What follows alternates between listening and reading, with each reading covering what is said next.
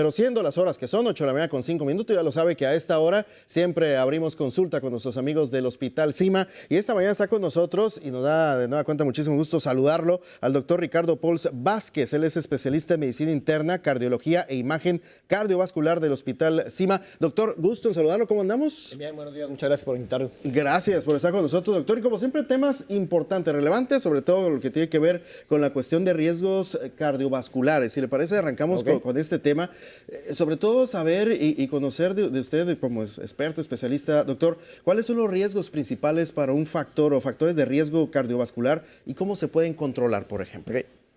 Antes que nada existen los factores de riesgos típicos, ¿no? Los que todos conocemos o que estamos más familiarizados, como es la hipercolesterolemia, la hipertensión. En las nuevas generaciones no es tan común el cigarrillo, pero todavía nos encontramos pacientes que siguen fumando, que fumaron durante muchos años, es la historia más común. Y entender que el cigarrillo va a causar la muerte en el 50% de los pacientes fumadores y es todavía una causa principal un factor de riesgo principal en la enfermedad cardiovascular. La diabetes, que en el último en salud más de 12 millones de mexicanos tenemos diabetes, entonces, o tienen diabetes diagnosticada o no diagnosticada. Y obviamente la obesidad y el índice de masa corporal elevado pues son factores de riesgo típicos que sabemos que son riesgo cardiovascular, ¿no? Pero existen otros que se han estudiado recientemente, como el estrés psicosocial, que tiene un riesgo de 1.2 a 2.2 veces más de factores de una enfermedad cardiovascular. Pero recientemente se estudian otros como son la contaminación, que se sabe que la contaminación actualmente puede ser tan dañina como el cigarrillo. Y la historia familiar o la carga genética es otro factor de riesgo muy importante que aquí en Sonora es también muy relevante.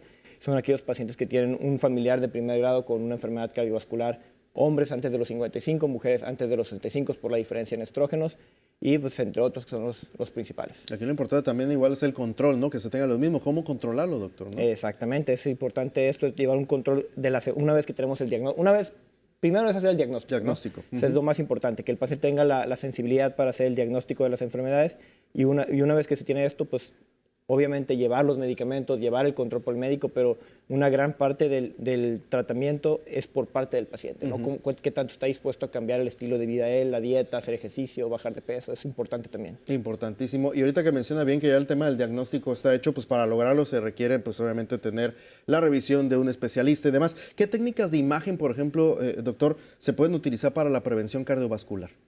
Actualmente utilizamos una muy específica, que es la que confiere mayor reclasificación de los pacientes, que es el puntaje de calcio coronario, ¿no? Este nos permite, por medio de una tomografía, imágenes tomográficas, vemos qué tanto calcio hay en las arterias coronarias, lo cuantificamos y vemos su distribución y entre otras cosas, ¿no? Hay como un reporte extendido del puntaje de calcio, pero lo más importante es qué tanto calcio hay y se da algo de unidades Agatston y puntaje de calcio coronario.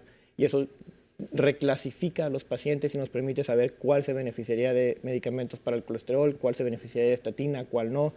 Pero existen otros que podemos, por ejemplo, escalar el puntaje de calcio coronario o la angiotaque coronarias que ya hemos hablado aquí anteriormente y otros menos comunes, como por ejemplo el índice de tobillo-brazo, la dureza de las arterias o el ultrasonido carotidio, son otras técnicas, pero los más comunes son el puntaje de calcio y la angiotaque coronaria.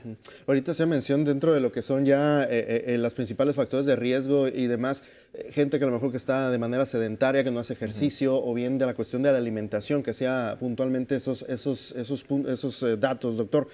Déjenme, me voy con el tema de la cuestión del ejercicio, el ejercicio físico. ¿Qué tanto se recomienda o cuánto ejercicio físico se recomienda para, por ejemplo, tener un corazón sano, doctor? Lo primero es clasificar el ejercicio, ¿no? Sí. Y obviamente hay expertos en esto, por ejemplo, en rehabilitación cardíaca, clasifican de manera muy específica el ejercicio, pero de manera general podemos decir ejercicio vigoroso y ejercicio moderado, ¿no? Entonces, el ejercicio moderado vamos a recomendar siempre que los pacientes hagan entre 150 y 300 minutos a la semana de ejercicio moderado y de ejercicio vigoroso nos vamos de 75 a 150. Okay. Pero ¿qué es ejercicio moderado? El ejercicio moderado es, por ejemplo, caminata hasta de 4 kilómetros a 6 kilómetros por hora y ciclismo a menos de 15 kilómetros por hora. Es como está más o menos catalogado. Ya el ejercicio vigoroso es aquel que es ciclismo a más de 15 kilómetros por hora, correr, trotar, natación. Estos son ya un ejercicio vigoroso y esto lo podemos dejar entre 75 y 150. En lo personal, Yo siempre digo 150 minutos a la semana. Ok, porque, 150. porque es el punto intermedio, ¿no? Es el punto intermedio entre uno y otro.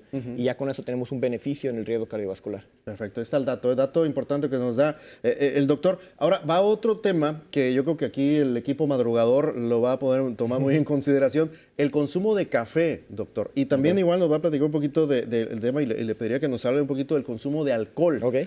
¿Cuál es la cantidad de café y alcohol recomendable, por ejemplo? Esas son preguntas muy comunes en la consulta, sobre todo en pacientes que ya tienen eventos cardiovasculares, ¿no? ¿Y puedo tomar café? Entonces, sí pueden tomar café. ¿Y cuánto es café seguro, no? Entonces, la recomendación internacional son 400 miligramos de cafeína al día. Al día. ¿Cuánto es eso? Es un café normal en tazas normales, son entre 3 y 4 tazas al día. Entonces, 4 tazas, eso es como una medida segura. Y hay estudios que hablan sobre que eso tiene un beneficio en la mortalidad, un 16% de beneficio en la mortalidad. Pero son estudios que no tienen un poder estadístico, entonces realmente solamente es como una observación de que se ha visto que un beneficio con esa medida. Pero en café normal, pues hay pacientes que toman más de 6 tazas al día y no hay mayor riesgo. Ahora, en café no colado, eso es importante. El café no colado como el café francés, café turco, que a lo mejor no son los más comunes aquí, pero algunos expresos sí. Esos cafés tienen sustancias como el cafestol, que puede incrementar el colesterol y se ha visto que sí puede haber incremento de la mortalidad en ese tipo de café, pero aquellos pacientes o aquellas personas que toman más de 9 tazas al día. Es como cantidades muy altas en ese tipo de café específico sí son un poquito más peligrosas o más relevantes, pero la recomendación es 400 miligramos al día y entre 3 a 4 tazas. Perfecto, ahí está. El tema del café. ¿El del alcohol? El del alcohol. El alcohol, otra pregunta común, son 100 gramos a la semana. Entonces, 100 gramos a la semana. Entonces, eso es como la recomendación internacional también, no exceder esa toma. ¿Cuánto trae una bebida alcohólica? Son entre 8 y 14 gramos de alcohol. Entonces, eso se traduce entre alrededor de 7 tragos a la semana. 7 tragos a la semana. Exactamente. Eso depende de dónde lo leas, ¿no? Habrá quienes dicen, otras bibliografías dicen que un hombre puede tomar 14 tragos a la semana y la mujer 7. A partir de esas medidas o estos tragos, ya el riesgo cardiovascular va aumentando.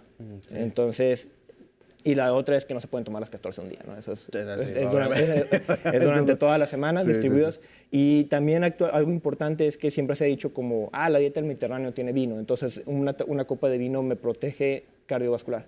Actualmente se cuestiona esto, realmente se ve que una copa no te produce daño, pero no sabemos si realmente produce un beneficio, simplemente es como que no hay daño. Entonces eso es como algo que se cuestiona. Porque siempre se ha mencionado eso, ¿no? Ahí lo vemos en libros y diferentes publicaciones, decían que una copa al día, que ya es hoy bueno. las nuevas guías de prevención cardiovascular lo cuestionan. No, a lo mejor no hay daño, pero tampoco hay beneficio. Perfecto, pues ahí está el dato también relevante. Y por último, doctor, aunque yo sé la respuesta, pero le pregunto si es recomendable hacerse chequeos regulares del corazón, incluso sin síntomas aparentes. Sí. ¿Cuándo? Es un poquito controversial. Depende mucho de los factores de riesgo del paciente. No es lo mismo un paciente que ya se ve que tiene obesidad, que tiene antecedentes de hipertensión en la familia, muerte cardiovascular temprana. Entonces ese paciente a lo mejor nos vamos un poquito más temprano, a lo mejor los 35 años.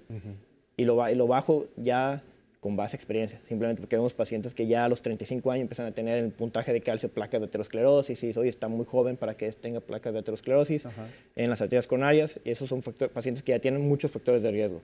Ya un paciente que no cuenta con ellos, que vemos que hace ejercicio, los podemos ir hasta 40, 45 años. Y esto es ya como más flexible y estamos hablando de pacientes asintomáticos. Y esto es importante porque de repente hay un paciente que en la familia hay una persona hipertensa y dice, pues pásame el baumanómetro para ver cómo salgo de la presión. Y pum, 180, 90. Entonces van espantados al consultorio porque nunca se han checado y entonces ya tienen 50 años y no saben de cuándo son hipertensos. Y entonces no vale la pena hacerse un chequeo por lo menos anual a partir de cierta edad. ¿Y cuántas veces no ha pasado eso, no? Que no es, como se le dice, pues el tema de la hipertensión, el asesino silencioso y demás, porque no tiene ningún síntoma. Levanto la mano porque me pasó a mí también, y de repente vas, te checas la presión y tienes niveles exageradísimos. Entonces sí vale la pena ir a consulta, revisarse, hacer estos chequeos anuales, como bien menciona el doctor, y qué mejor que sea ahí en el Hospital Cima, como siempre, con todo el gran equipo, porque tienen ahí obviamente desde especialistas, como es el caso del doctor, como también toda la estructura, toda la herramienta necesaria, pues para estar revisando con periódicamente y de manera correcta lo que es nuestra salud, ¿verdad, doctor? Así es. Así es que, pues hay la invitación. Doctor, como siempre, Gracias. un gustazo tenerlo No, por un acá. gusto venir, muchas gracias. Gracias al doctor Ricardo Puls Vázquez, especialista en medicina interna, cardiólogo y también de imagen cardiovascular del Hospital CIMA, como siempre, ahí tocando bases con los especialistas en estas temáticas tan importantes y coyunturales también lo que se vive acá en nuestro estado de Sonora. Así es que a revisarnos, a checarnos periódicamente.